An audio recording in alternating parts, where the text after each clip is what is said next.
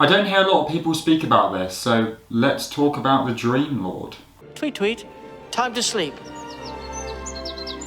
Oh. Or are you waking up?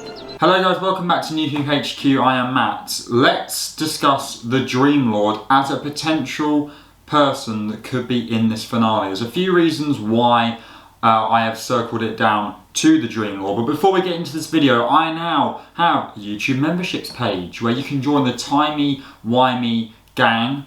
You get exclusive perks. It's just the beginning. I may add more on depending on if anybody's interested in it, but just to shout that out, link is in the description if you want to find out more details about what you get. So the Dreamlord, a little bit of a tiny recap of who the Dreamlord is. Well, the Dreamlord is basically the Doctor, putting it very, very basically, but a bit more detail. The Dreamlord is a character from the Doctor Who episode Amy's Choice, which was Series 5, Episode 7, back in 2010. And he was portrayed by Toby Jones, a very, very good British actor.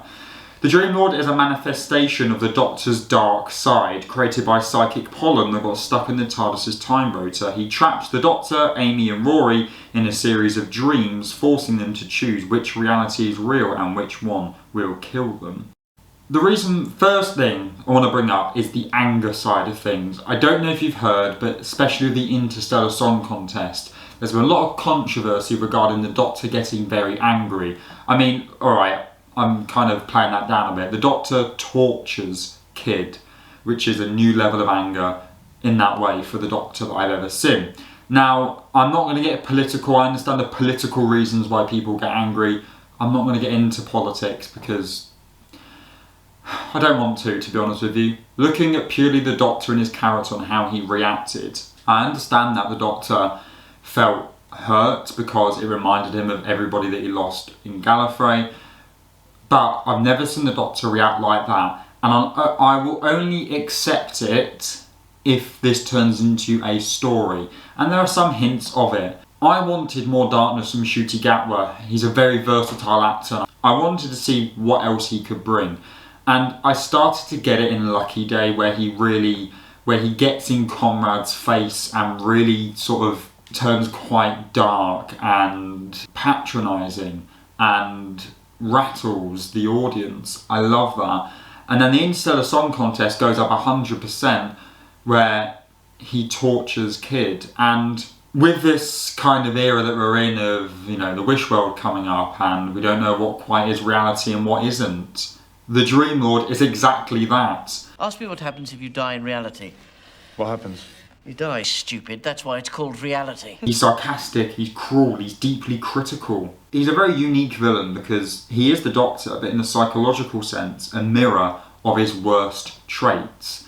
And it completely makes sense that with all these other beings, with the Rani back as well, with a lot more Time Lord talk, that the Dreamlord could somehow sneak in and have a new ability. Now, in terms of who would play the Dreamlord if he ever was to come back, Toby Jones is still acting fantastically. He would be great to come back. He may be a recognisable face for audiences which may not really know much about the Dreamlord if they just cast a new person.